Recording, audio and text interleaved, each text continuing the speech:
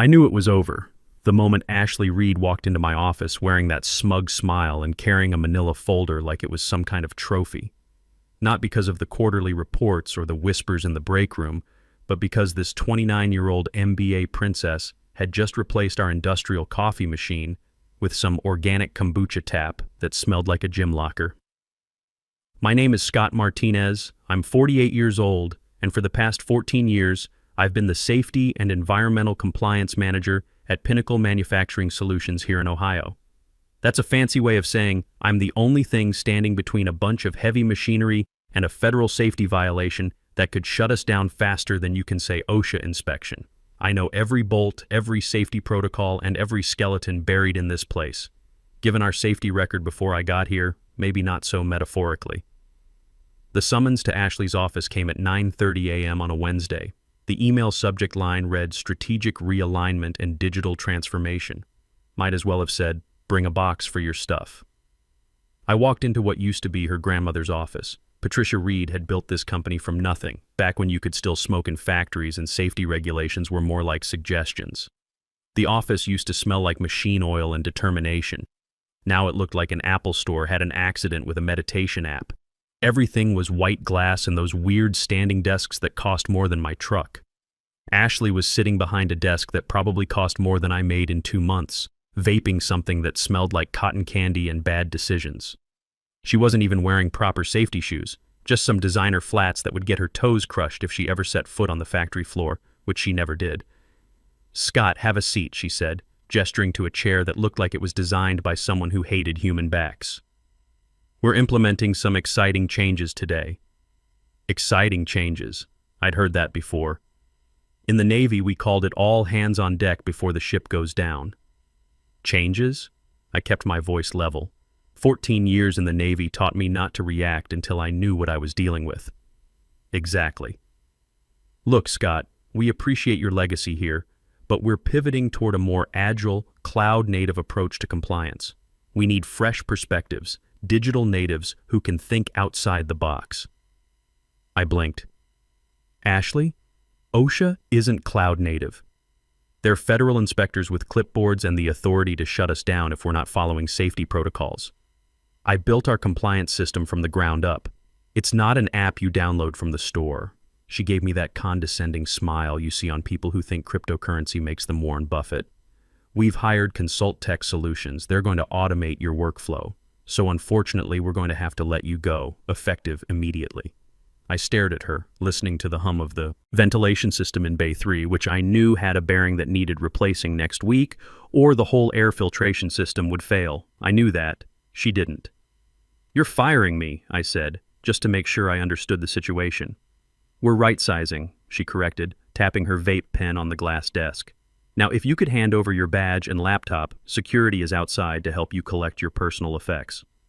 Let me pause here for a second. If you're enjoying watching a trust fund baby destroy a multi-million-dollar manufacturing company in real time, you're going to love what happens next. "Ashley," I said, standing up. I felt that calm washing over me that I used to get during emergency drills on the ship. "Just so we're clear, you're terminating my employment, confiscating my equipment, and telling me my services are no longer required. That's the gist of it, yes. Sign here for your severance package. 3 weeks pay. 3 weeks. 14 years of keeping this place running safely. 14 years of preventing accidents that would have bankrupted the company." And she offers me 3 weeks and a smile. "Okay," I said. I reached into my pocket and pulled out my badge. It was worn around the edges, the plastic cracked from years of daily use. I placed it on her pristine glass desk with a distinct click. Then I set down the laptop. The password is taped under the keyboard. "But Ashley, the safety compliance system isn't just files on a computer. We've got it covered, Scott." She waved dismissively, already looking at her phone, probably checking Instagram or whatever platform she uses to document her daily inspirational quotes.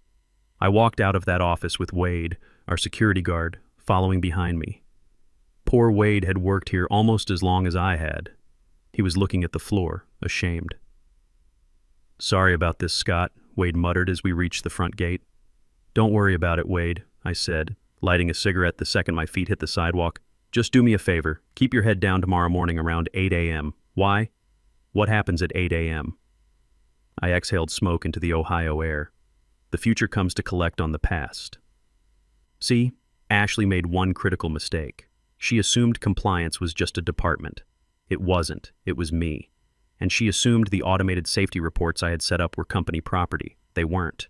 They were scripts running on my personal credentials, linked to my encryption keys designed to require manual authorization every 24 hours. A dead man's switch.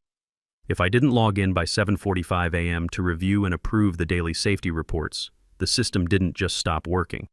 It defaulted to raw data transmission mode, sending every sensor reading, every alarm, every malfunction directly to OSHA's database without any of my usual corrections. I got into my 2018 Ford F-150, the engine running smooth as the day I bought it. I looked back at the shiny glass facade of the corporate offices. Ashley was probably up there high-fiving herself, thinking she just saved $95,000 a year in salary. She didn't save money, she just armed a bomb and handed me the detonator. I drove home without crying, without screaming. Just turned up the classic rock station, some Creedence Clearwater Revival, and stopped at the hardware store. I had a date with my workshop and a laptop that was about to become the most dangerous piece of equipment in the state. You have to understand something about precision manufacturing in the industrial Midwest. It's not like those tech startups Ashley probably read about in Forbes. It's not clean code and beanbag chairs. It's a constant war against physics, chemistry, and Murphy's Law. Pinnacle Manufacturing makes precision aerospace components. Sounds boring, right? Wrong. We're talking about parts that go into Boeing aircraft, parts that keep planes in the sky and passengers alive. The tolerances we work with are measured in thousandths of an inch. The safety protocols aren't suggestions. They're the difference between a successful flight and a smoking hole in the ground. For the past 14 years, my job wasn't just filing paperwork. I was the guardian of a system that Ashley thought she could just hand over to some consultant fresh out of college. The safety monitoring system I'd built wasn't something you buy off the shelf. It was a custom network of sensors, automated reports, and manual overrides that I'd pieced together over more than a decade. We had protocols for everything: air quality, noise levels, machinery vibration, chemical storage, emergency procedures. Monday mornings, I checked the air filtration readings. If the particulate count went above 0.3 micrograms per cubic meter, OSHA would fine us $15,000.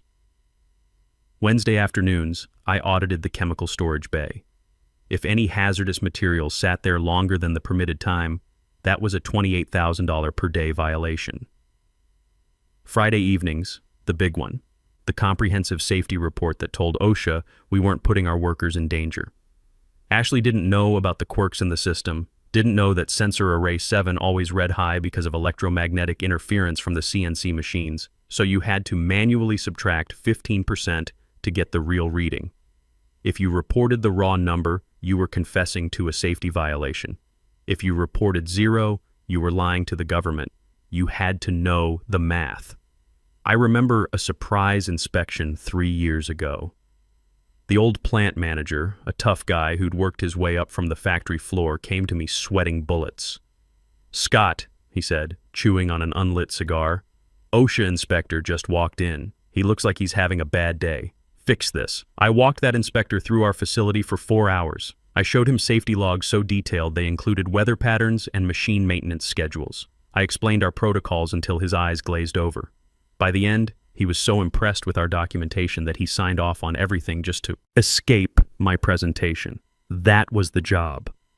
Overwhelming government inspectors with competence while quietly maintaining a system held together with precision engineering and constant vigilance. But Ashley saw me as overhead. "Scott just sits at his computer," she probably told the board. "He's a legacy cost." She didn't realize I hadn't had an assistant in 3 years because of budget cuts. I was doing the work of 3 people: safety manager, environmental officer, and backup maintenance coordinator when things went sideways. When I got home that evening, I sat in my kitchen.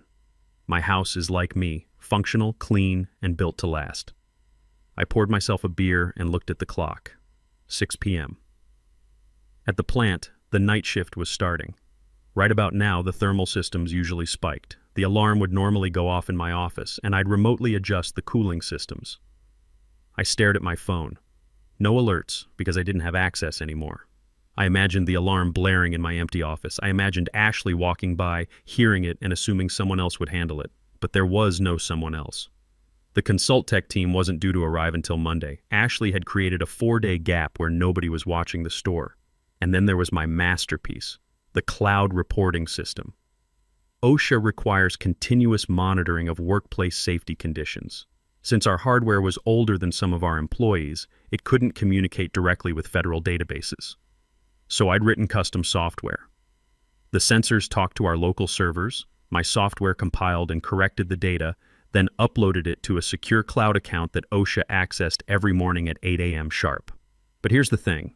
The cloud account was registered under my name, on my personal credit card. Why? Because corporate IT took 6 months to approve new software purchases, and I needed it running immediately to avoid violations. So I did what any competent person does. I made it work. Ashley fired me and took my company laptop, but she didn't ask for the password to the cloud system. She didn't even know it existed. Sitting in my kitchen, I opened my personal laptop. I logged into the cloud dashboard. There it was, green lights across the board, the heartbeat of the factory. I could have just shut it down, could have deleted everything. That would have been petty, and I'm not petty. I'm professional. I looked at the scheduled tasks. Next execution. Tomorrow, 7:45 a.m. Action. Compile and transmit daily safety compliance report to OSHA Region 5 database. Usually I manually reviewed the data at 7:30 a.m., filtered out the sensor glitches and electromagnetic interference, then approved the transmission. I disabled the manual review requirement. Then I disabled the error correction algorithms. Basically, I told the system, whatever the raw, uncorrected sensors detect, tell the federal government. Tell them everything. I took a long drink of beer. It tasted like justice. There's a specific kind of quiet that comes when you know a storm is brewing. It's not peaceful, it's heavy, like the air before a tornado. I spent the evening doing normal things, which felt surreal. I fed Max, my German Shepherd rescue. I watched the news. I grilled a burger and ate it on the back porch, listening to the sounds of the neighborhood settling in for the night. All the while, my laptop sat open on the dining room table, the screen glowing like mission control. I checked the raw data streaming from the plant. Without my daily corrections, the numbers were getting interesting. The air quality in Bay 2 was reading 0.45 micrograms. The limit is 0.3. That's a violation. The noise levels in the stamping section were hitting 92 decibels. OSHA limit is 85, another violation. And the best one, the chemical storage sensor in Building C was throwing error code 4472, sensor malfunction, unable to determine safe status. When the system detects a sensor malfunction, my protocol was to hold the report and alert the manager, me, to physically check the situation. But without error correction active, the system defaults to OSHA emergency protocol. You know what OSHA's emergency protocol is for unknown chemical status? Assume worst case scenario until proven otherwise. Tomorrow morning, my computer was going to tell the federal government, we don't know what's happening in our chemical storage area, so assume we're violating every safety regulation in the book. I slept better than I had in years. No 3 a.m. anxiety about missed inspections or potential violations. For the first time in 14 years, whatever happened at that plant wasn't my responsibility. I woke up at 6:30 a.m. out of habit. For a moment, I panicked, thinking I needed to rush to beat the morning traffic. Then I remembered. I didn't work there anymore. I made real coffee, the good stuff, not the break room swill. 7:40 a.m. I sat in front of my laptop. The terminal window was counting down like a space shuttle launch. Status, pre-flight check initiated. Connection, active. Target, OSHA R5 submission portal. I could stop it. I could hit cancel. The report would just fail to send, resulting in a $5,000 missed filing penalty. Manageable. A slap on the wrist. But Ashley didn't treat me like a missed filing. She treated me like garbage. 7:45 a.m. My phone buzzed with a text from Nicole in accounting. Place is chaos. Ashley running around with consultants who look like they're 12 years old. Someone asked where the safety dashboard is. Ashley pointed to the fire alarm panel. We miss you. I smiled. The fire alarm panel. Classic. 7:45 a.m. On my screen, executing transmission. Packet 1 of 6 sent. Packet 2 of 6 sent. It was done. The report was in the federal database. A legally binding document stating that Pinnacle Manufacturing was currently operating in violation of the Occupational Safety and Health Act, the chemical storage regulations, and basic common sense. I closed the laptop and made breakfast, real breakfast, eggs, bacon, toast, the kind of meal you eat when you have time to enjoy it. 8 a.m. OSHA's Chicago office opens at 8 a.m. Their automated flagging system takes about 10 minutes to process incoming data and identify critical violations. By 8:15 a.m., red lights were going to start flashing on a federal dashboard 300 miles away. By 8:30 a.m., a human being named Agent Ryan Kellerman, I knew Ryan, he was thorough and had zero sense of humor about safety violations, would see those red lights. By 9 a.m., the field response team would be dispatched. I sipped my coffee and watched the morning news. The quiet in my house was beautiful. The chaos was about to start, but for the first time in 14 years, it wasn't my chaos. The text messages started at 8:50 a.m. Wade, federal vehicles, 3 black SUVs just blew past the guard gate. They didn't stop to show ID. I chuckled. The OSHA emergency response team doesn't wait for security clearance. When they get a critical violation alert, they have authority to enter any workplace immediately. Nicole. Ashley just ran out of her office looking like she saw a ghost. Who are these people in Navy windbreakers? Navy windbreakers. That meant it wasn't a routine inspection. That was the serious team. The ones who show up when somebody might die if they don't act fast. Based on my texts and my knowledge of federal procedure, here's how I imagine the scene played out. Ashley probably met them in the lobby wearing her confident CEO smile, trying to deploy her millennial charm. Good morning, gentlemen. We weren't expecting visitors today, but we're always happy to accommodate federal agencies. Agent Kellerman, who has all the personality of a tax audit, would have said, we received an automated critical violation alert at 7:45 a.m. indicating multiple safety protocol failures and unknown chemical storage status. Where is Scott Martinez? That was the moment. The record scratch. The oh no moment. Scott is no longer with the organization. We've restructured our compliance department. Restructured? You fired your safety officer and didn't appoint a replacement before filing your daily reports? We have consultants. Consult Tech Solutions. Ma'am, I don't care if you have the Justice League. Your system just reported that you have unknown chemical hazards and multiple safety violations. We're issuing an immediate cease and desist order. Nicole. OMG, they're shutting everything down. The production line just stopped. Ashley is screaming at the consultants. The consultants are crying. This is amazing. The cease and desist order. It's the nuclear option in manufacturing. It doesn't mean take a break. It means cut power to all production equipment, secure all hazardous materials, and send the workers to the break room until further notice. Every minute the line was down cost Pinnacle approximately $3,800 in lost revenue. Our contract with Boeing had penalty clauses for late delivery. This wasn't just expensive. It was catastrophic. Wade. They just put yellow tape around the entire chemical storage building. They're taking samples of everything. Ashley is trying to call her grandmother in Arizona. I pictured Ashley sweating through that designer blazer. She probably thought compliance was just a checkbox, a minor inconvenience. She didn't realize it was the foundation that kept the entire business from collapsing. Around 10:30 a.m., my phone rang. Unknown number. I let it go to voicemail. The transcription a minute later. Mr. Martinez, this is Agent Kellerman, OSHA Region 5. We're currently conducting an emergency inspection at Pinnacle Manufacturing. We need to discuss the safety monitoring data from this morning. Current management appears unable to access historical calibration records. Please return this call. I didn't call back. I was a private citizen. I had no obligation to OSHA. Then came the second call. Caller ID, Pinnacle Manufacturing. It was Ashley. I let it ring 4 times before picking up. Scott! Thank God you answered.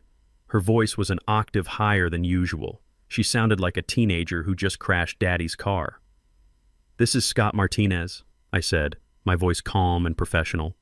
Scott, look, there's been a misunderstanding. OSHA is here and they're saying our system reported multiple violations, but there are no violations. It's obviously a computer glitch. You know how to fix these glitches, right? I do, I said. It's a calibration error in the sensor arrays.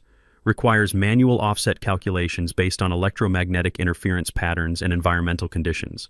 Yes, exactly. Can you just log in remotely and fix it? I'll pay you for the day. Consultant rate. I took a slow drag of my cigarette. Ashley, I can't do that. Why not? Because I don't work for Pinnacle anymore, and accessing corporate systems after termination would be a violation of the Computer Fraud and Abuse Act. That's a felony. You wouldn't want me to commit a federal crime, would you? Scott, please. They shut down the production line. We're losing almost $4,000 a minute. Boeing is threatening to pull our contract. That sounds like a management problem. You should ask your digital natives. Maybe they can disrupt OSHA. Silence. Then, Scott, stop playing games. The facade cracked. The entitled rage spilled out.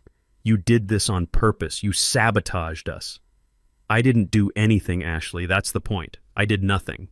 You fired the pilot mid-flight, and now you're surprised the plane is crashing. I hung up and blocked her number. I opened a Word document and typed, Proposal for Crisis Remediation and Consulting Services. I paused at the fee structure. Originally, I was thinking $150,000, but then I remembered her tone.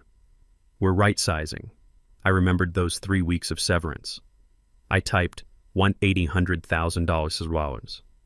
By afternoon, Patricia Reed called from Arizona, the founder, the woman who'd built Pinnacle from nothing. Scott Martinez, I answered. Scott. Her voice sounded like gravel and cigarettes. What the hell is going on up there? I'm playing bridge and I get a call saying federal agents shut down my factory. Ashley fired me yesterday, Patricia. Fired me without transition protocols for the safety system. The system auto-reported violations this morning. That girl is an idiot. She says you're demanding $1.8 million. OSHA fines start at $28,000 per day per violation.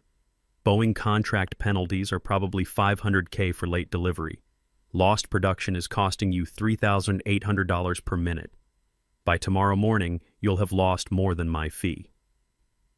Silence. If I pay this, can you fix it? I can. I have 14 years of calibration data to prove the sensor errors. I can generate corrected reports and walk Agent Kellerman through the historical logs. Stop work order lifted by tomorrow afternoon. I'll have the lawyers draw up the contract. 2 hours later, the DocuSign arrived. I signed it and watched the green progress bar complete. That evening, I put on my work boots and drove back to Pinnacle.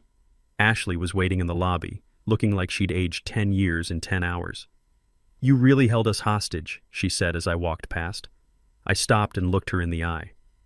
Ashley, I didn't hold anyone hostage. I charged you a stupidity tax, and you qualified for the premium rate. The conference room smelled like stress sweat. Agent Kellerman and his partner were there with laptops and documentation everywhere. When I walked in, Kellerman's shoulders relaxed. Mr. Martinez, about time. I spent the next 2 hours walking them through 14 years of data. I showed them the sensor interference patterns, the electromagnetic correction factors, the maintenance schedules that proved our equipment was functioning properly. By 10 o'clock p.m., Kellerman closed his laptop. All right, I'm satisfied. The data supports sensor interference, not actual safety violations. We're lifting the cease and desist order pending physical sensor replacement within 48 hours. He looked at Ashley. You got lucky. If he hadn't kept these records, I would have recommended permanent closure. As I packed up, I turned to the ConsultTech consultants. Gentlemen, you want the system credentials? They nodded eagerly. Great, I wrote on a sticky note. User, Scott M. Password, you get what you pay for 1. The system code is 60,000 lines of Python. No comments. Good luck. Their faces went white. 3 months later, I'm standing in my workshop on 40 acres in rural Ohio. My phone buzzes with a LinkedIn notification. Ashley Reed has viewed my profile. Her status still says open to work. Patricia sold the company for 30 cents on the dollar. Nicole is the new CFO somewhere better. Wade got promoted to facilities manager. They asked me to come back, offered me a VP position. I sent them a picture of my workshop with the caption, "Thanks, but I'm building something better." Max drops his tennis ball at my feet and looks up at me with those smart German shepherd eyes. What do you think, boy? Did we do the right thing? He wags his tail. Even the dog knows some lessons cost $1.8 million to learn. For 14 years, I kept that factory running safe and legal. And when they threw me away like an old safety manual, I reminded them what expertise is actually worth.